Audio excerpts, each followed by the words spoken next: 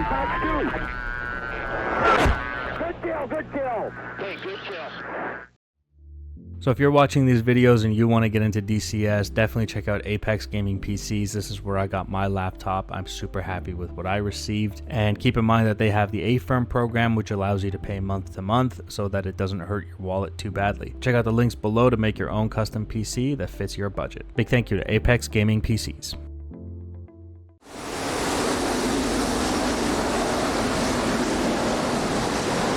Hey guys, welcome back to another video. We're here in the F-22 Raptor today, and we've strapped on the Aim-174B. This is the ship missile, the SM-6 if you will. We have a bunch of Chinese aircraft attacking an island here with a base on it, one of our bases.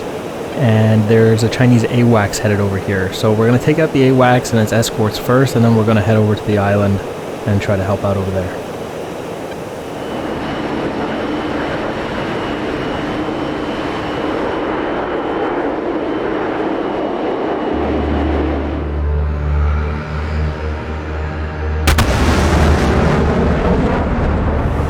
For those of you who are familiar with the channel, you've heard me say in the past the F-22, as amazing as it is, it does have a limiting factor, and that is its ability, like its range that it can engage targets at, right? The AIM-120 is literally in its name called a medium range missile. So the F-22 has to get, you know, fairly close. The Russians have really nice standoff missiles like the R-37M, the Chinese have their PL-17, and now we have the Aim-174B. This missile, unlike the Mako missile, is actually operational. It does exist. They have tested it. Okay, we're almost at altitude here.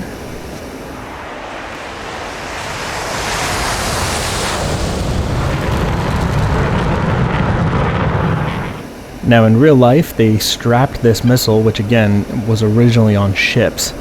They've strapped it onto an F-18 Super Hornet. And today we've put it on the F-22, so we're going to see really the standoff capability it allows for the F-22. The F-22 being stealth technically doesn't need standoff capability. It can get pretty close and engage with the AMRAAMs, but why would you if you don't have to? You know what I mean? So here today we got one. I'm putting out the radar out. I got two of them actually, I should say. We got a close formation of guys right here. I'm going to lock the furthest back bandit, who I believe to be the AWACS. We're at 114 miles to the target now. That's about 181 kilometers. Fox 3, that's one Aim-174B in the air. And we'll just continue to guide that and hold the lock the whole time.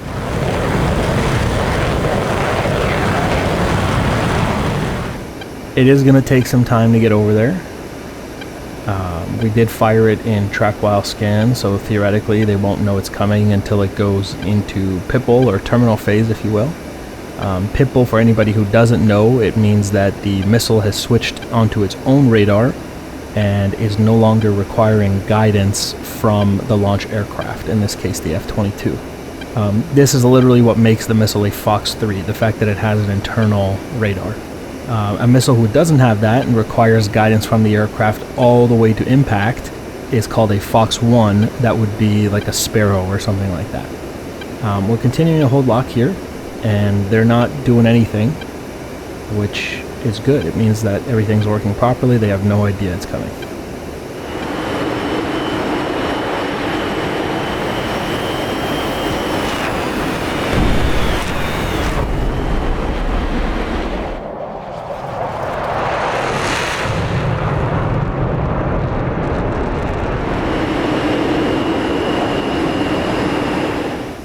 Okay, it dropped lock, so I think we hit them, and you can see the formation kind of breaking up.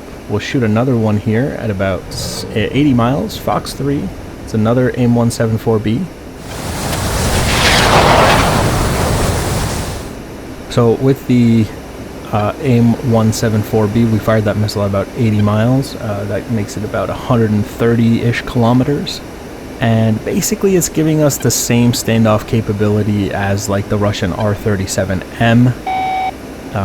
But however, it's worth noting the R-37M is a hypersonic missile and the Aim-174B is not.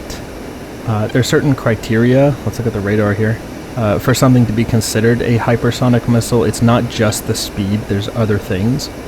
For anybody interested, I'll put it on the screen here. These are the criteria that need to be met for something to be called hypersonic. And a lot of people have this conception that the R-37M or even the Aim-174B, because it's so fast and so large that it can't hit maneuvering targets, it's intended for bombers. You know, you hear this all the time. They'll say the same thing about the Aim-54 Phoenix. The Aim-54 Phoenix was Mach 5 capable, still holding that lock here, and actually all of its kills were small maneuvering fighters, and it was literally designed to hit cruise missiles and bombers, but it was more than capable of hitting fighters, even at those speeds.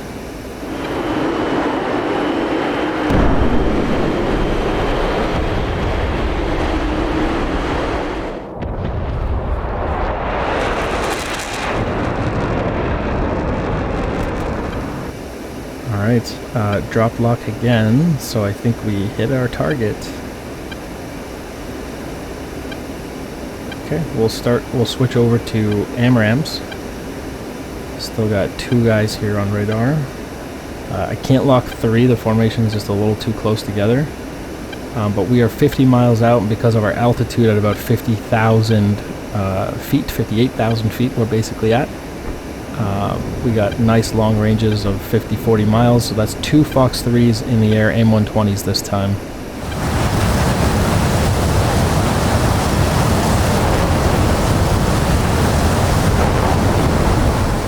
And we'll see if we can guide these on. And here's the advantage of the F-22. I'm now in range for the Aim-120, which means I'm in range for their PL-15s, PL-12s.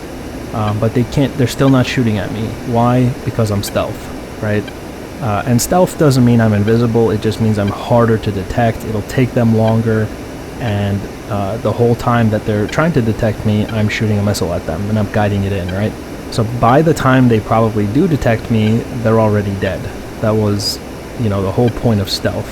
It wasn't to make you invisible, just harder to detect. And even once they see me, they're probably going to have a hell of a time holding a lock on the F-22, and then let alone guiding a missile onto it.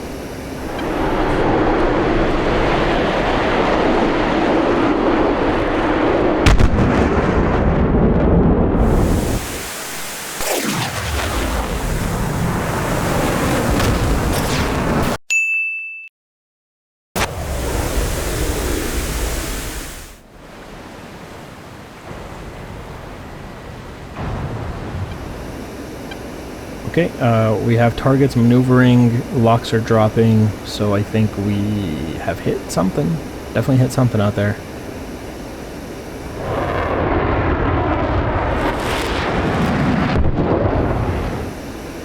Waiting to see if anybody comes back on radar.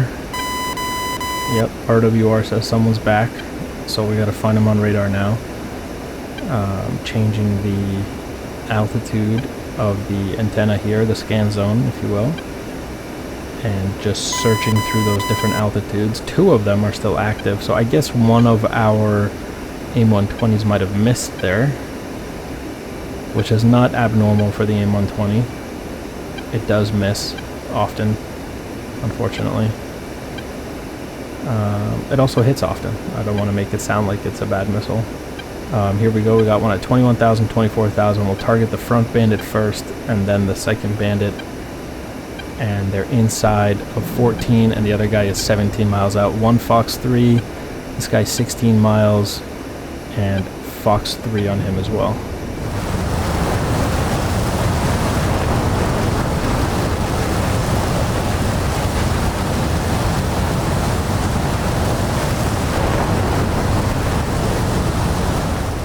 And so this is the sheer dominance of the F-22. We've been engaging these guys from 114 miles out, 130 kilometers, if you will, and, you know, they've had no capability of retaliation. You know, this is the F-22. If it had standoff capability like the Aim-174B, it would be quite a tank out here, I think. Those missiles should be hitting any second now, I would imagine.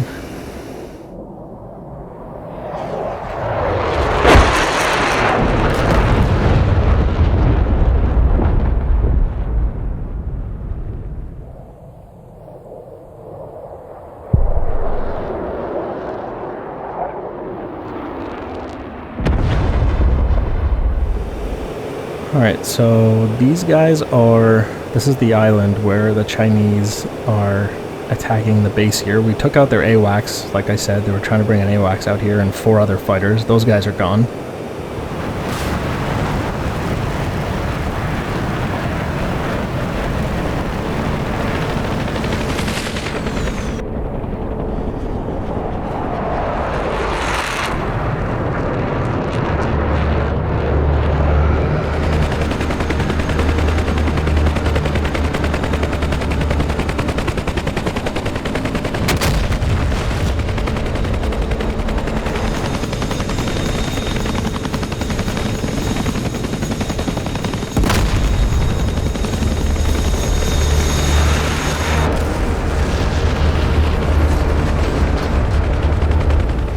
These guys were like waiting for reinforcements that never arrived.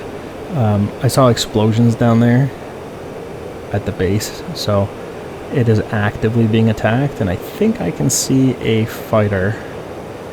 There's some sort of fast mover down there. We'll lock it and have the F-22 IFF it for me.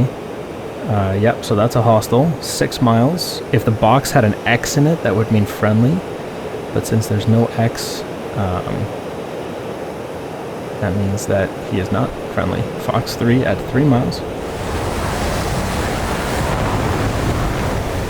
And before anybody asks, that little star underneath it, I believe that indicates that it's a primary target.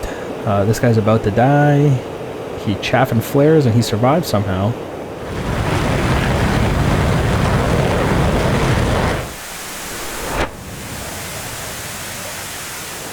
That's interesting. That's my second AMRAAM to have failed today. That's fine, we'll go in and gun this guy. He doesn't stand a chance at all. Oh, nice pull by him, almost had him there.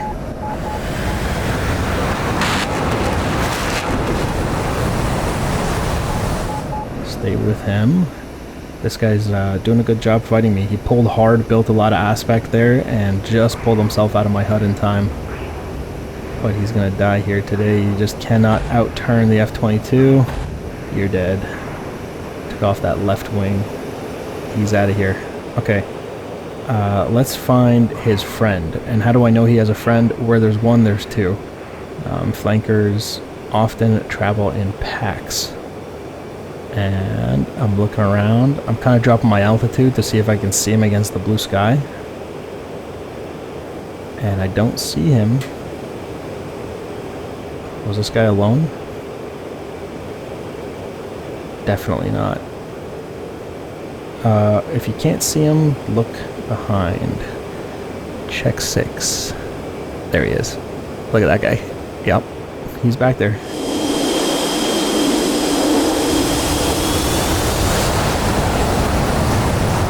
Here we go, coming around. This guy was trying to ambush me from behind while I was busy killing his friend. Instead of helping his friend, he went to ambush from behind. Got him locked here at 7 miles, Fox 3. And look at him, he's already defending. That missile's already pitbull. And it hit the water in front of me. Great.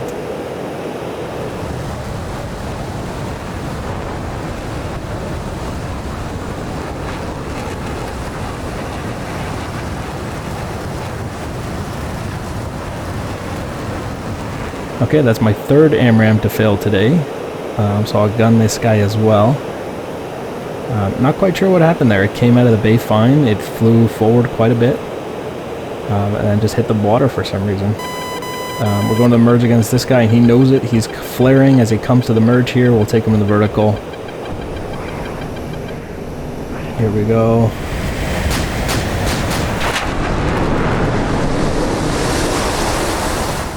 Again, not worried at all. Inside of his circle. That last flanker was pretty decent. Nice jinx from this guy. This guy's good too. Nice. Wow, he's still alive. It's missed again. Wow, this guy's really fighting for his life. He's flailing all over the place. And here we go. He's climbing. That's a mistake. He's going to get slow. And he is dead. There you go. He punched out.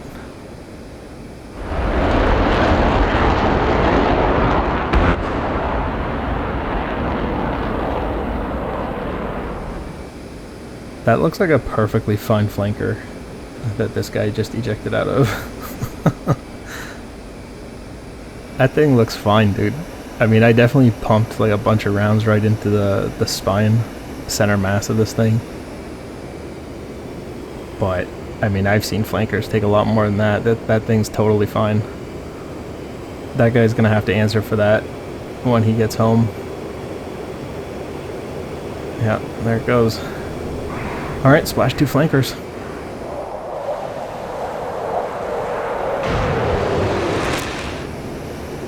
Okay, we'll do one more check of the island here just to make sure that everything is above board.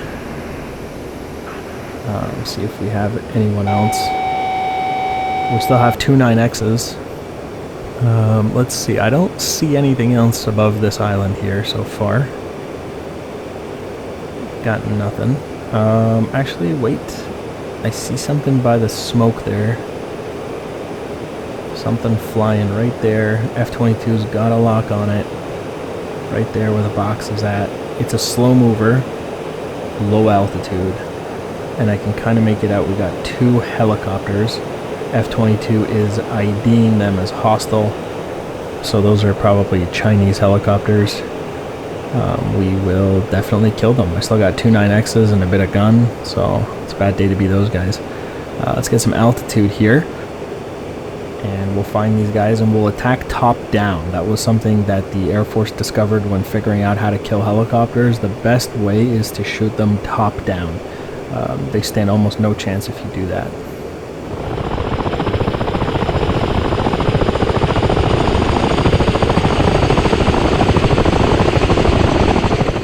Also very difficult for the pilot to have any idea what's going on. You know, the helicopters generally, you can't look straight up and see what's going on. They're right there over the tree lines. So we will fly to them. These are like transports or something. It's some sort of like Chinese special forces or something. Yeah, look at these guys. Okay, so we'll go straight up. And then we'll flop around. We'll maintain visual so we can see where they are as we flop over. And we'll hit them with 9Xs directly from over top. Like so. Got that guy, Fox 2. And let's get the second guy.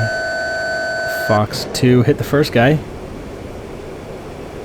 And he went in and hit the second guy, and it looks like he's going to go in as well. Assuming that he doesn't have an incredible pilot who can land that thing. I'm pretty sure it blew his tail off. There he goes. He's out.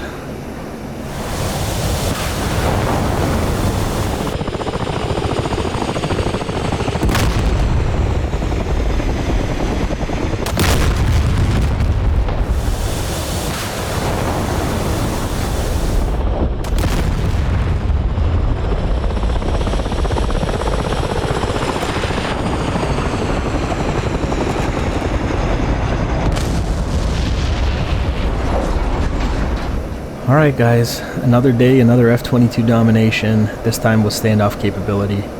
That's it for me. I'm going to get out of here, and thank you guys for watching, and I will see you in the next one. Bye guys.